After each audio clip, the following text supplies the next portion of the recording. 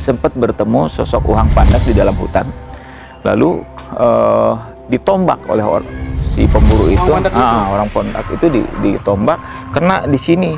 Dan itu marahnya bukan main Uhang Pandak itu, tapi dia nggak menyerang, cuma berteriak. Teriakannya itu membuat si pemburu sampai sekarang rusak gendang telinganya. Dia melihat si Uhang Pandak itu mencabut akar sebesar gini hanya dengan satu tangan. Cabut serak. Halo, assalamualaikum, selamat datang di Java Jira Picture. Ini adalah episode pertama tentang jejak misterius, dan kita akan membahas sesuatu yang misteri. Di samping saya udah ada Haji Ali Taba, atau yang akrab saya panggil Kang Ali. Beliau adalah produser program jejak-jejak misterius di Trans 7 yang tayang selama 6 tahun ya Kang? 6 tahun. Selama 6 tahun. Apa kabar Kang? Alhamdulillah baik. Udah lama juga nggak ketemu lama ya. Sehat Kang? Alhamdulillah selalu sehat. Dan selalu fit. Saya juga nih dalam segala hal. Sekarang lagi sibuk apa Kang? Sementara ini ya syuting masih, tapi ya lagi coba bikin yang baru lah gitu ya. Proyek baru. Terus selebihnya ngelukis, kemudian juga bikin novel. Ini kita mau ngebahas tentang jejak misterius. Oke, kita bernostalgia.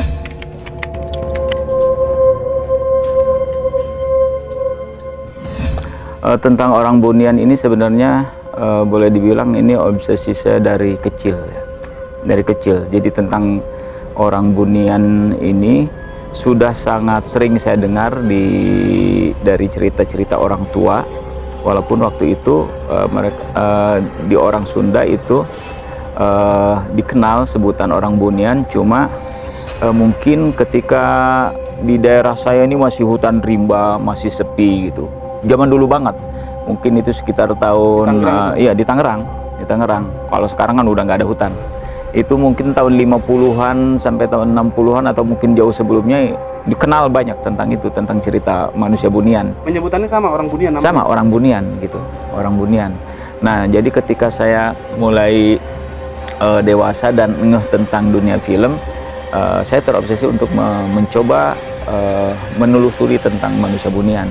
Ternyata untuk di daerah Jawa Barat ketika saya berkesempatan bikin itu udah agak susah ya. Hutannya sudah hampir tidak ada. Di Jawa Barat itu hutannya paling ada di pedalaman-pedalaman Sukabumi gitu. Kemudian Ujung Kulon, lalu yang asli, kemudian Gunung Halimun. Tetapi cerita tentang itu udah susah didengar. Maka kemudian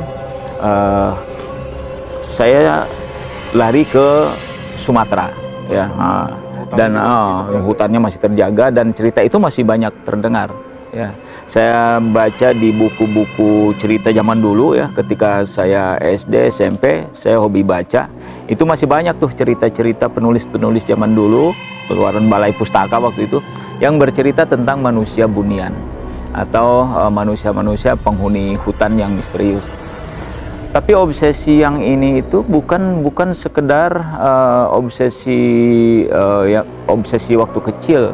Saya juga terobsesi oleh tayangan-tayangan yang kemudian dikenal sebagai tayangan yang mengangkat dunia kripto ya, kriptozoologi. Jadi ternyata ada ilmu pengetahuan yang mengupas tentang itu. Makhluk-makhluk misterius tapi bukan makhluk gaib gitu. Bukan makhluk gaib, gitu. Makhluk real tuh Pak, cuma sangat susah ditemui.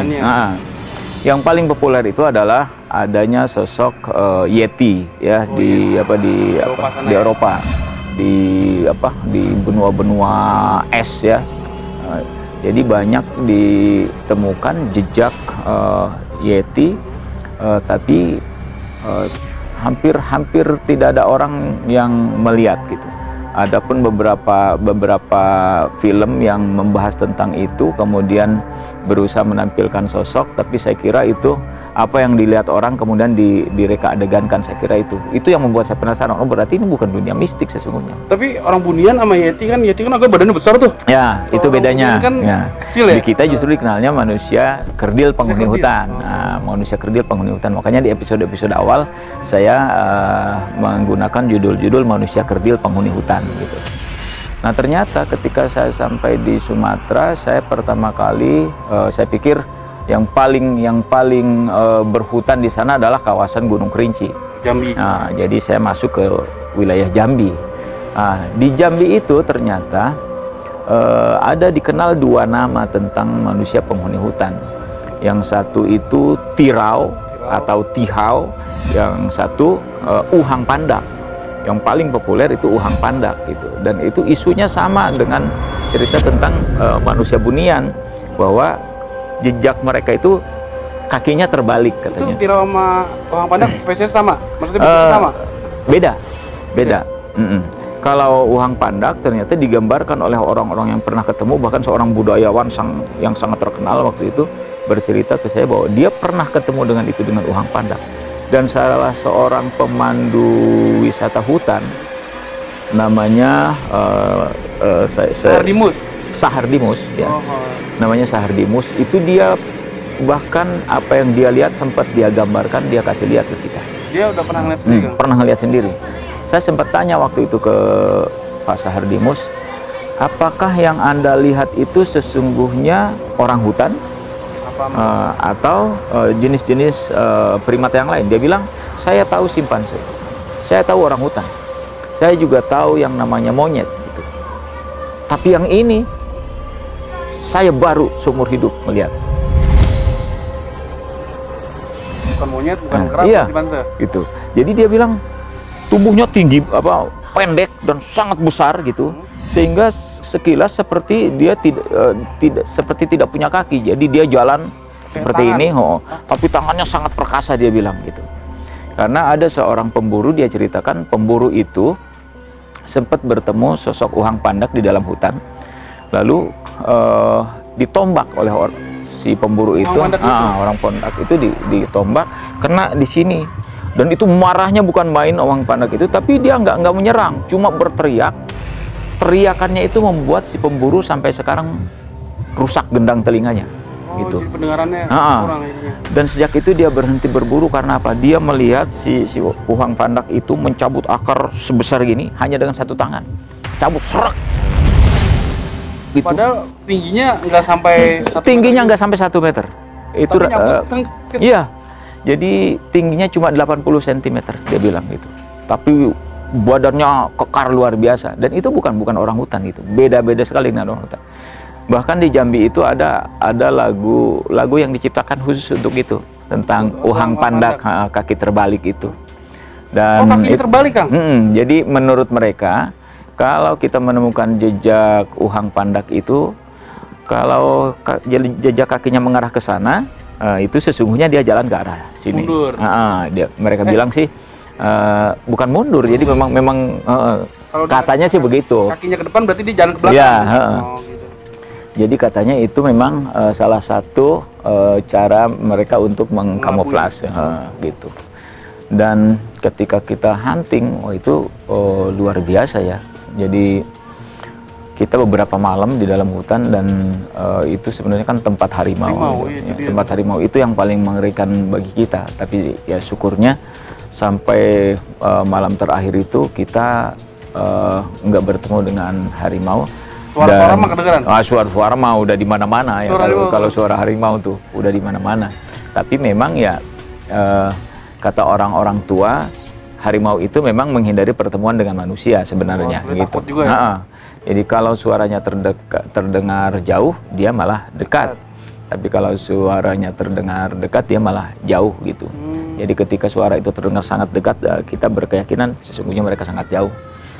Dan kita baru ketemu dengan sosok yang kita cari. Dia muncul di kamera itu di malam yang terakhir. Ya sebenarnya bukan malam yang terakhir, karena prinsip kita kalau udah dapat ya sudah gitu. Itulah yang menjadi episode awal yang bagi kita itu luar biasa gitu.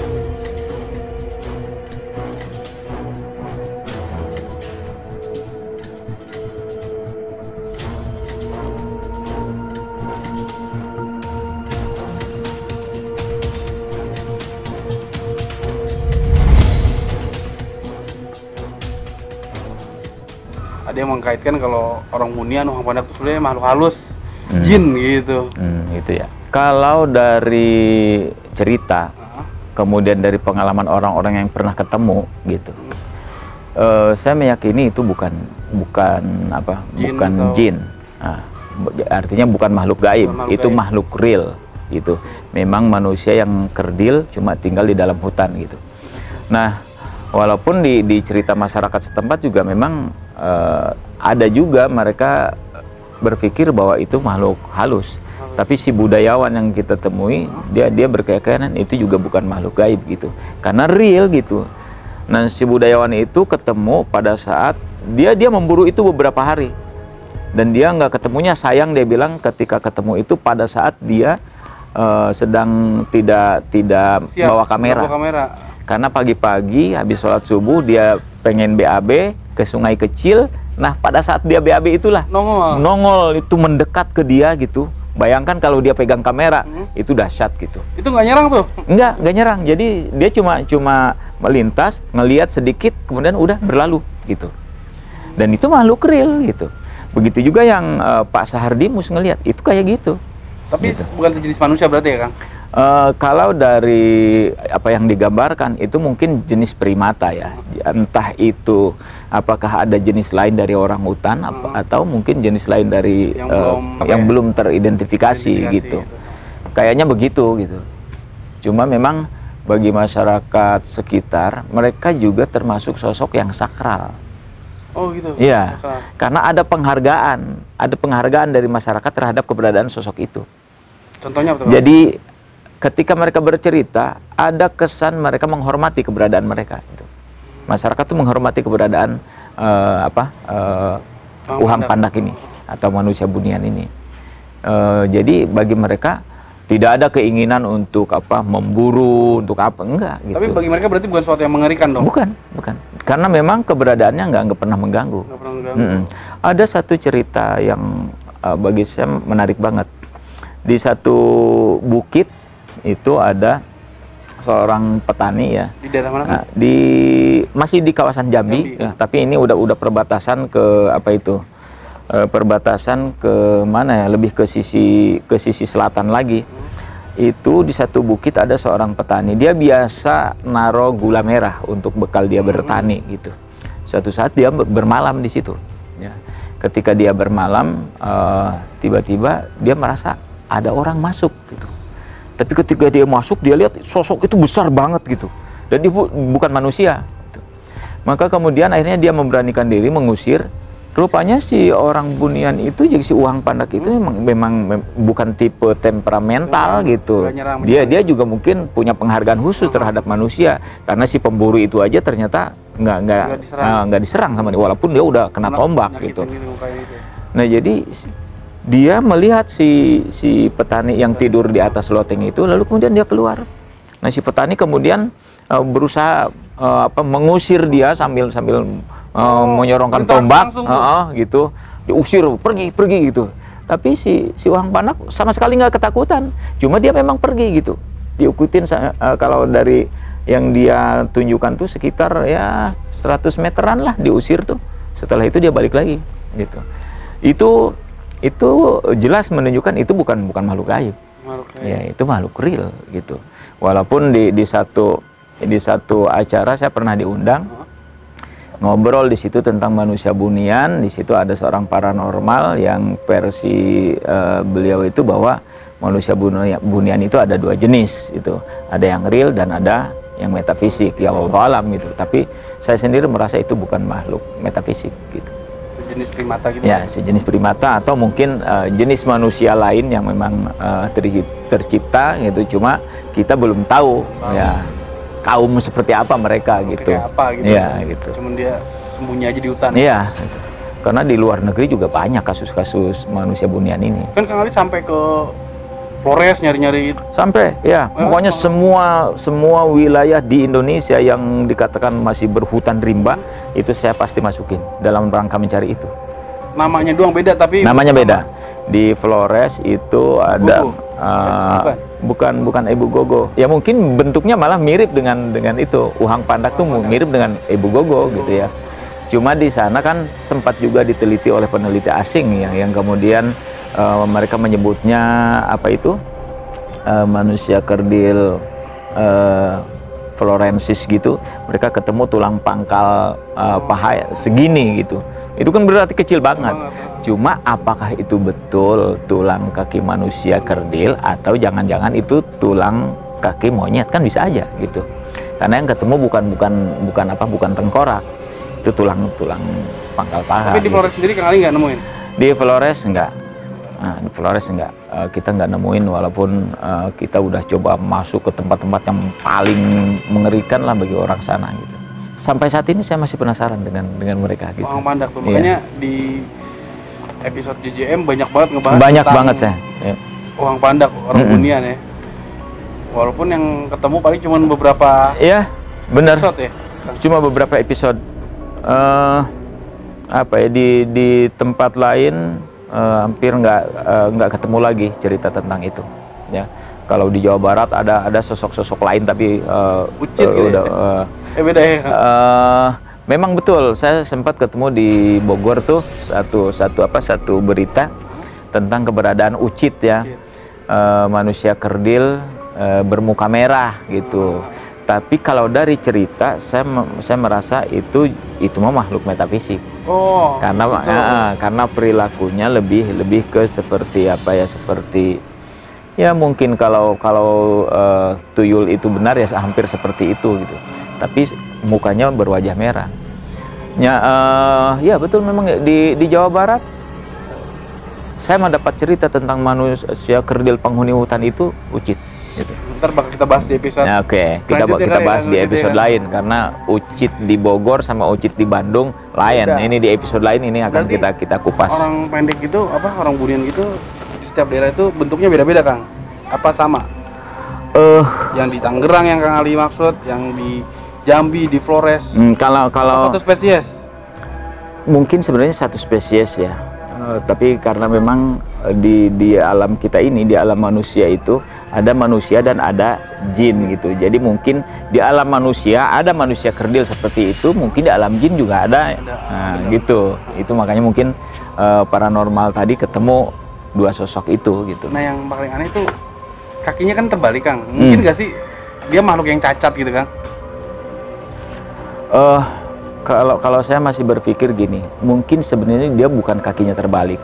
Itu tadi mungkin salah satu keterampilan, kelebihan yang mereka miliki adalah mampu memposisikan kakinya sedemikian rupa sehingga seolah-olah terbalik, atau dia mungkin punya keterampilan jalan mundur yang luar biasa gitu. Bener-bener. Saya masih berpikir seperti itu. Saya masih ingat juga cerita mertua saya waktu itu ya, ketika masih ada. Mertua saya pernah bekerja di dalam hutan ya, di pondoknya yang kecil. Tiba-tiba tengah malam dia kan pondoknya dekat parit, dia merasa kok ada orang-orang di dekat parit gitu. Maka kemudian itu menjelang pagi, dia bilang menjelang pagi dia coba keluar. Nah, ketika diintip oleh mertua saya itu, ternyata orang-orang kecil yang sedang mencari ikan. Iya. Bentuknya seperti apa? Jadi seperti orang persis. Kalau ini bukan orang Pandak, bukan? Ya, bukan. Manusia kerdil aja. Ini manusia kerdil, benar manusia kerdil. Mereka di parit itu sedang mencari apa? Mencari ikan. Jadi kalau ketangkep makan gitu. Kayak gitu. Mentah-mentah. Iya. Nah, pada saat mendengar suara orang langsung menghilang gitu. Itu juga membekas yang membuat saya kemudian bertekad menemukan itu. Cuma memang susahnya minta ampun. Iya sih, karena gitu. Udah gitu kalau di TV kan tayangan dibatasin waktunya ya, kan? Ya cuma 21 menit 21 gitu. menit, jadi syuting kita berhari-hari. Iya. Kalau untuk menemukan seperti itu, pengalaman orang-orang yang di hutan gitu, harusnya kita berbulan-bulan, pakaiannya nggak boleh dicuci, karena ketika bau modern dengan bau itu beda. Bisa mendeteksi kayak gitu, Bang?